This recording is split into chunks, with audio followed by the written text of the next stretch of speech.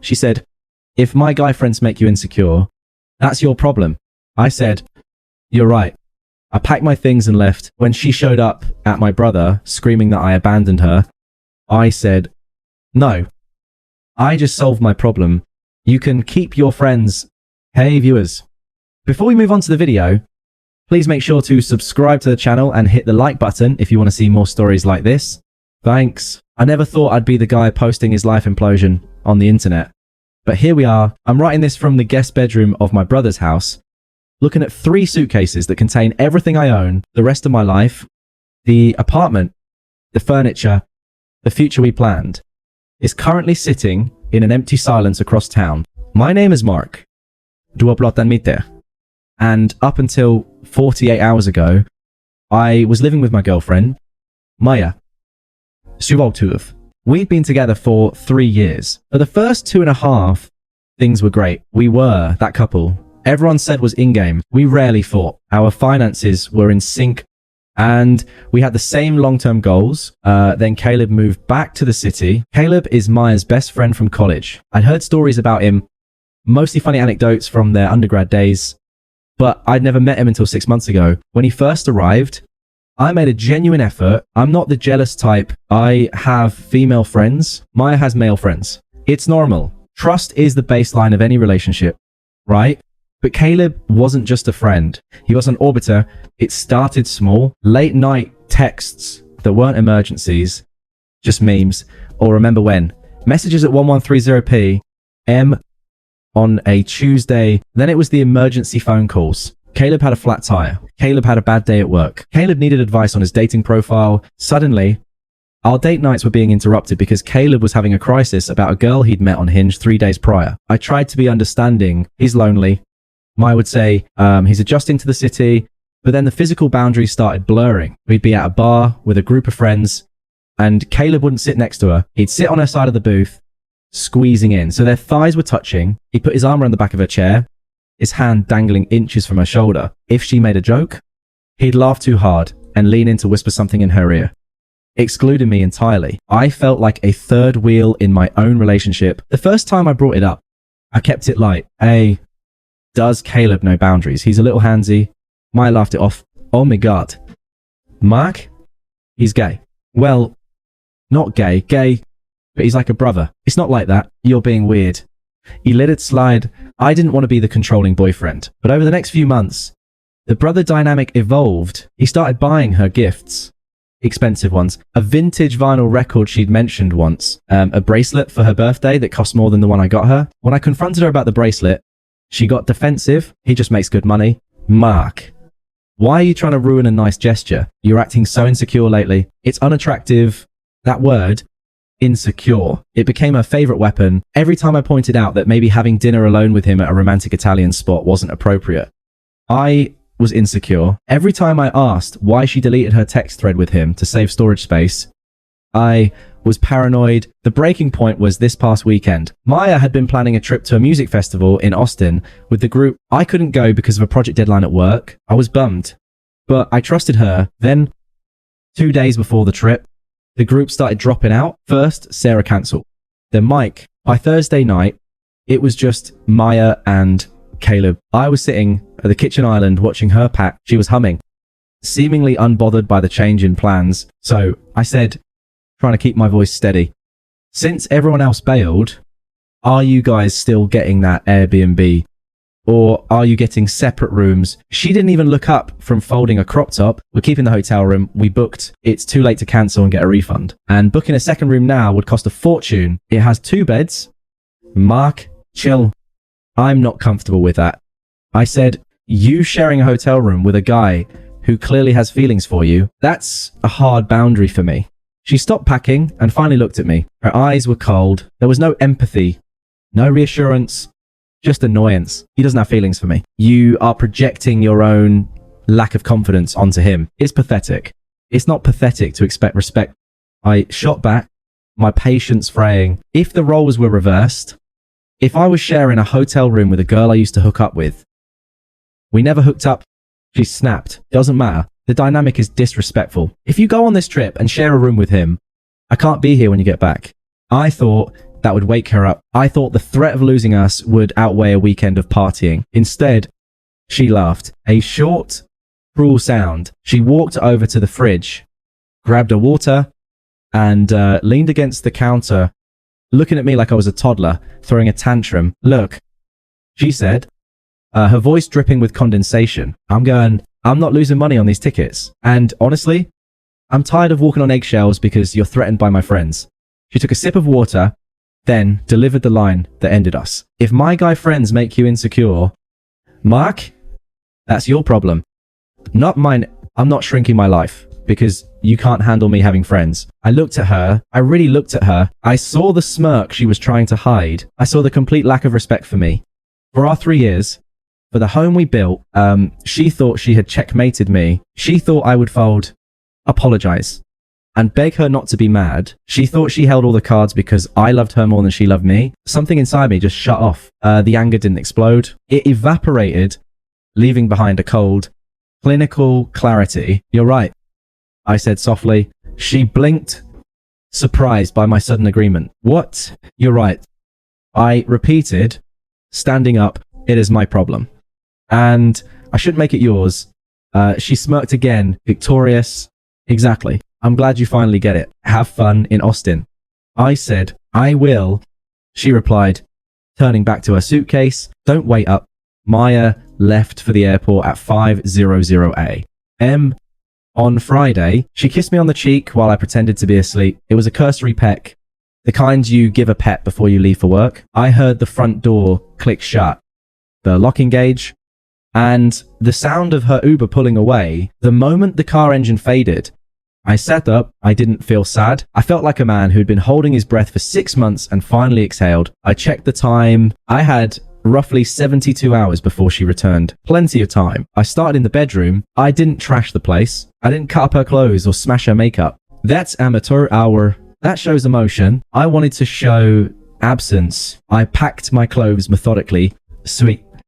Jeans, t-shirts, gym gear, everything went into the suitcases. I stripped the bed of the sheets I had bought, the high thread count ones she loved, and left the mattress bare. I moved to the bathroom, my toothbrush, mi razor, my cologne, the shower caddy I installed, gone. The living room was harder. We had bought a lot of things together, but I kept the receipts, the 65 inches OLED TV, mine, the PlayStation, mine, the soundbar, mine, the expensive espresso machine she used every morning but never learned how to clean. Mine. I called my brother Dave around 8:00 a.m. Yo. He answered, Groggy, I need a favor. I said, I need to borrow your truck, and I might need your guest room for a while. Dave didn't ask questions. He's never liked Maya. He always said she had main character syndrome. When I told him I was moving out, the only thing he said was, I'll be there in 20 minutes. We worked in silence. We dismantled the TV mount. We boxed up my books. We took the dining chairs I had paid for. The apartment looked like a skeleton. It wasn't empty, but it was hollow. Her stuff was still there. Her scatter cushions, her fragile knickknacks, her overflowing bookshelf, but the anchor of the home was gone. I sat on a box for a moment, looking at the lease agreement on the counter. We were month to month after our first year lease expired. I took a pen and wrote a formal letter to the landlord, giving my immediate notice and explaining that I had vacated the premises. I included a check for my half of the rent for the next month, just to be legally bulletproof. I left a copy on the counter for her. I thought about writing her a letter. I stood there with a Sharpie in my hand, hovering over a piece of notepad paper. I wanted to scream at her. I wanted to explain why. I wanted to tell her that loyalty isn't insecurity and that boundaries aren't control. But then I remembered her face in the kitchen. That's your problem. If I wrote a letter, I was making it her problem. I was trying to get her to understand, but she had made it clear she didn't want to understand. She wanted to win. So I kept the Sharpie and put it in my pocket. No note. No explanation. My absence would be the loudest thing I ever said to her. I did one last sweep. I checked the drawers. I checked under the bathroom sink. I made sure I left nothing behind that could give her a reason to contact me. No loose chargers, no forgotten hoodies. I took my key off the ring and placed it on the center of the kitchen island, right next to the rent check. You good? Dave asked from the doorway. He was holding the last box of my vinyls. Yeah. I said, taking one last look at the space where I thought I'd raise a family. It looks smaller now. I'm good. I walked out and closed the door. I didn't lock it. I didn't have a key anymore. We drove to Dave's place in silence. The physical labor had been cathartic, but now the reality was setting in. I was 28, single, and sleeping in my brother's spare room. It felt like a failure, but then I looked at my phone. It was Friday night. Usually, now, I'd be anxious. I'd be wondering if Caleb was texting her. I'd be wondering if they were drinking too much. I'd be wondering if I was being insecure. I looked at the screen. Nothing. I opened the settings and turned off read receipts. Then I muted her notifications. I didn't block her. Not yet. I need to see the timeline. I needed to know when the realization hit. Beer. Dave asked as we walked into his house, make it a whiskey. I said, I sat on Dave's porch, watching the sun go down for the first time in 6 months. My stomach wasn't in knots. I had solved my problem. Now it was about to become hers. Sunday evening arrived with a heavy, humid stillness. I was sitting on Dave's patio, a half-eaten burger on my plate, watching a football game on his outdoor TV. My phone was face down on the table. At 7:15 p.m. It buzzed. I didn't pick it up immediately. I took a sip of my beer, finished a fry, and waited. It buzzed again. Then a long, sustained vibration. A call. Then another text. I flipped it over. Maya, 7:16 p.m. Babe, I'm home. Why is the living room empty? Maya, 7:17 p.m. Where is the TV and the espresso machine? Did we get robbed? I watched the bubbles appear and disappear as she typed the next one. The realization was setting in. She had walked into the kitchen. She had seen the key. She had seen the rent check. Maya, 7:20 p.m. Mark, why is your key on the counter? Maya, 7:20 p.m. Pick up the phone. Maya, 7:20 p.m. This isn't funny. Where are you? My phone started ringing. Maya calling. I let it ring out. 10 minutes passed. The text shifted from confusion to the familiar sharp-edged anger she used whenever I didn't immediately capitulate to her mood. Maya, 7:30 p.m. You're seriously doing this? You cleaned out the apartment because I went on a trip. That is so childish. Maya, 7:40 p.m. I can't believe you. You're literally throwing a tantrum because you're insecure about Caleb. Grow up. Maya, 7:40 p.m. We need to talk about this. Like adults, come home right now and bring the stuff back. I'm not playing this game. I read them with a strange sense of detachment. It was like reading a script for a character I no longer played. She wasn't asking if I was okay. She wasn't asking if she had hurt me. She was commanding me to return to my post. She was mad that her appliances were gone. Not that her partner was. I put the phone on Do Not Disturb and went back to watching the game. Monday morning. The tone shifted again. Panik. Maya. 8:15 a.m.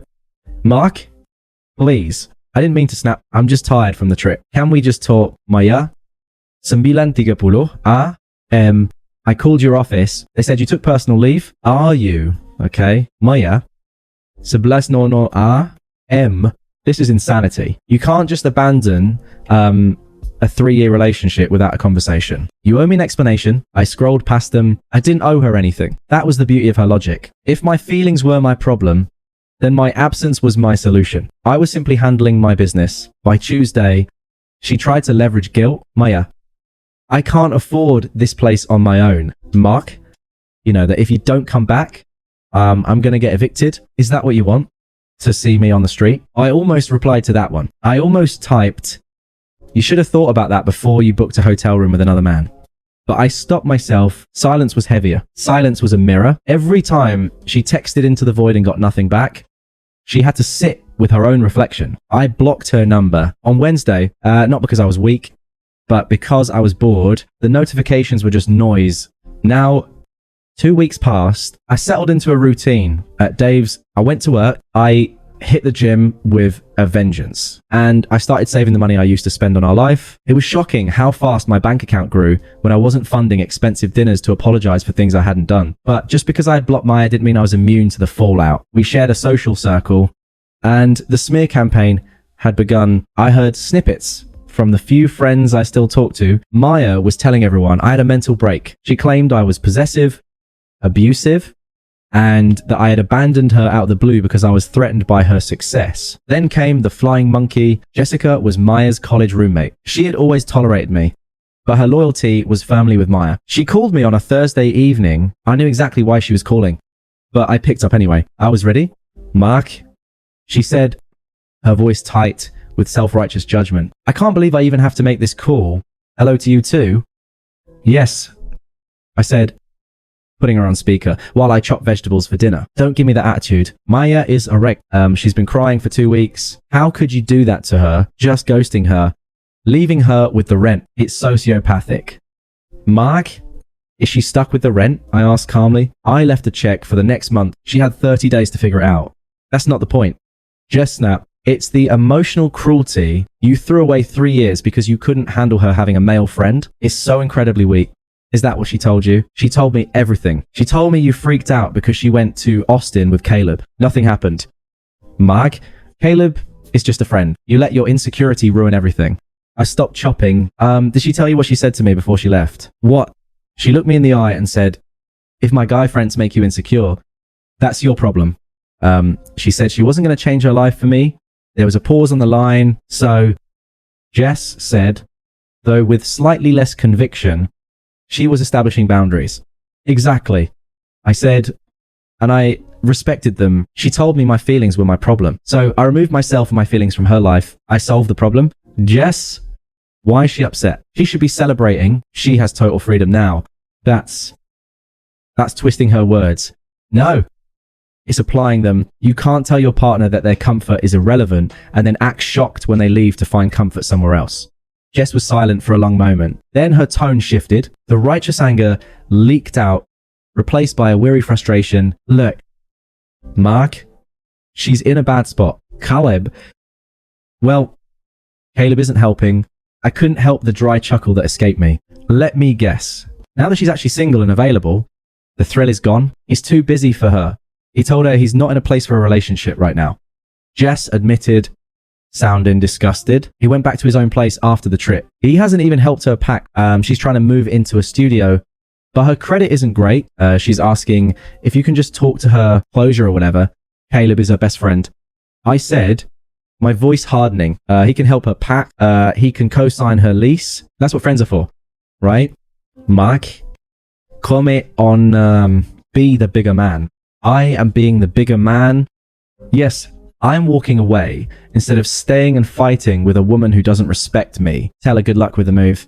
I hung up. The satisfaction wasn't a rush of adrenaline. It was a slow, warm burn. Caleb was exactly who I thought he was. A vulture who lost interest as soon as the carcass was free for the taking. He liked the game of stealing another man's woman. He didn't want the woman herself. I found out later through Dave that Maya had been forced to downsize to a crappy studio apartment on the edge of town. Her lifestyle, the brunches, the trips, the shopping, had been heavily subsidized by my salary without me.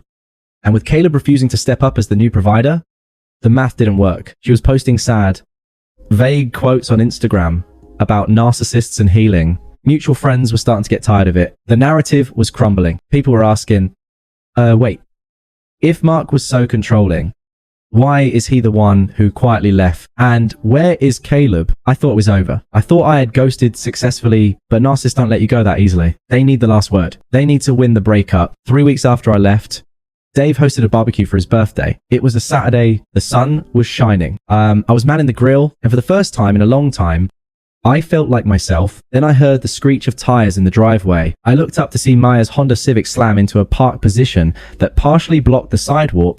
She got out. She looked thinner, frantic, and her hair was a mess. She wasn't wearing the designer clothes she usually flaunted. She was in sweatpants and an old tee. She stormed onto the lawn, spotting me at the grill. You, she screamed, pointing a shaking finger at me. You think you can just hide here? The music stopped. The chatter died down. Dave's friends, half of whom knew the story, turned to watch. I put down the tongs and wiped my hands on a rag. I didn't feel my heart race. I didn't feel fear. I just felt the finality of it. It was time to end this. I stepped off the porch and onto the grass. I didn't rush. I walked with the deliberate slowness of a man approaching a feral animal. Behind me, Dave stood up, ready to intervene, but I held up a hand. I needed to do this. Maya was standing in the middle of the yard, chest heaving. She looked like a ghost of the girl I used to know. The confidence was gone, replaced by a jagged, manic energy. Her eyes were red-rimmed, and she was clutching her phone like a weapon. You blocked me. She spat as I got within talking distance. You blocked me on everything. Who does that? Someone who doesn't want to talk to you. I said calmly, my voice was low, forcing her to stop screaming if she wanted to hear me. You don't get to just decide that. She yelled, her voice cracking. We were together for 3 years. Mark, we were building a life, and you just evaporated because I went on a trip because I wouldn't let you control me. The neighbors were definitely watching now. A couple walking their dog had stopped on the sidewalk. I didn't care. I didn't try to control you. Maya, I said I set a boundary. You crossed it. It was one weekend. Shishriekt. Taking a step toward me. Nothing happened. Caleb and I didn't even sleep in the same bed. I slept on the couch because he was snoring. You threw everything away for nothing. For a scenario you made up in your insecure little head. There it was again. That word. Is that why you're here? I asked. To tell me I'm insecure. I'm here because you owe me. She cried. Tears finally spilling over. I am drowning. Mark, my rent is double what I can afford. I had to sell my car just to cover the deposit on a studio. I have no furniture because you took everything. You ruined my life. She was shaken now. The anger dissolving into pure desperation. How could you be so cruel? I loved you. Doesn't that mean anything? You abandoned me when I needed you most. I looked at her, really looked at her, and felt absolutely nothing. No pity, no anger, just a cold, hard recognition of the truth. I didn't abandon you. I said, I listened to you. She wiped her face, confused. What? That night in the kitchen, I said, my voice steady and carrying across the quiet lawn, you stood there packing your bag to go stay in a hotel with another man. And when I told you I wasn't okay with it, you looked me in the eye and told me exactly where I stood. I took a step closer, ensuring she heard every syllable. You said, if my guy friends make you insecure, that's your problem. She froze. She remembered. You told me it was my problem to solve. I continued, so I solved it. I removed myself from the situation that was causing the problem. I removed myself from the relationship where my feelings were a joke to you. I didn't abandon you. Maya, I gave you exactly what you asked for. I let you live your life without my insecurity holding you back. She opened her mouth to speak, but nothing came out. The logic was a trap she had built herself, and now she was caught in it. But, she's stammered. Her voice dropping to a whisper. I didn't think you would leave. I know. I said, you thought I would stay and take it. You thought you could disrespect me, and I'd just be grateful you came home. But you miscalculated. I looked over her shoulder at her empty car. Where's Caleb? I asked. The color drained from her face. He's your best friend, right?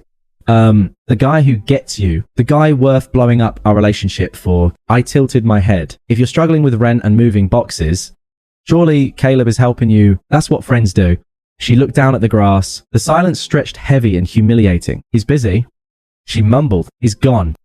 Isn't he? I said, not as a question, but as a statement of fact. He got what he wanted. The ego boost of knowing you'd pick him over me. And the second things got real. The second you became a burden instead of a trophy, he bailed. She didn't deny it. She just started to sob. Arav. Ugly sound. I made a mistake. She whispered, Mark, please, I made a mistake. I can fix it. I'll cut him off. You'll block him. Just please come home. I can't do this alone. She reached out to grab my arm. I took a step back, keeping myself just out of reach. You aren't alone because of me. Maya, you're alone because you chose to be... You made a choice between my respect and his attention. You picked him. I'm sorry. She wailed. I'm sorry. I accept your apology. I said, but I don't accept you. I turned back toward the house. Mark? She screamed. The desperation, turning back into rage. You can't just walk away. You can't leave me like this. I stopped and looked back over my shoulder. You can keep your friends. Maya, I said, delivering the final line with a detachment of a stranger. I'm keeping my peace. I walked back up the porch steps. Dave was standing there, arms crossed. You want me to call the cops? He asked, loud enough for her to hear. Give her 2 minutes. I said, if she's not gone, then make the call. I went inside and closed the door. I didn't look out the window. I poured myself another drink, sat on the couch, and listened for a minute There was shouting, then silence, then the sound of a car door slamming and an engine revving aggressively. As the sound of her car faded down the street, I felt the last knot of tension in my chest unravel. It was done. It has been 8 months since that day on the lawn. Life looks different now. Better. Quiet, in the way a library is quiet. Peaceful, not empty. I live with Dave for another month, then bought a place of my own, not a rental. A purchase. I put the down payment on a small 2-bedroom house with a garage I've turned into a workshop.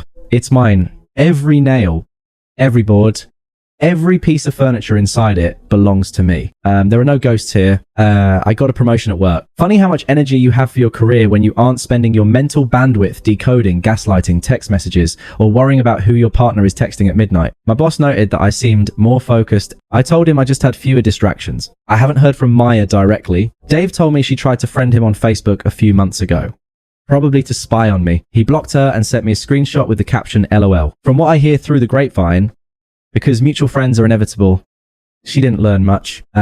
She spun a story for a while that I was abusive, but it didn't stick. The evidence of my silence versus her public meltdowns was too stark. People aren't stupid. They saw a guy who quietly removed himself and a woman who screamed on a front lawn. They drew their own conclusions. The last I heard, she's dating a guy she met at a bar, a promoter or something. Apparently, he has a lot of female friends. I almost laughed when I heard that. The universe has a twisted sense of humor. I hope she enjoys the security of that relationship. As for me, I started seeing someone new about 2 months ago. Her name is Sarah. On our 3rd date, her phone buzzed while we were at dinner. She looked at it, frowned, and flipped it face down. Everything okay? I asked, feeling that old prickle of anxiety. Yeah. She said, just my ex trying to stir up drama. He's blocked, but he tries from new numbers sometimes. Do you need to take it? She looked at me like I was crazy. Why would I interrupt a date with you to talk to him? That's disrespectful. I breathed out. It was such a small thing, but it felt like oxygen. I realized something during this whole ordeal. Insecurity isn't always a character flaw. Sometimes it's an alarm system. It's your gut telling you that you aren't safe, that you aren't being valued, and that the person you love is dangerous to your heart. Maya was right about one thing. It was my problem. I was trying to force someone to respect me when they didn't want to. I was trying to negotiate boundaries with someone who viewed them as challenges. That was my burden to carry, but I put it down. I packed it into 3 suitcases, left the key on the counter, and walked out the door. If you're reading this and you feel like the insecure one, ask yourself, are you insecure? Or are you just observant? Are you crazy?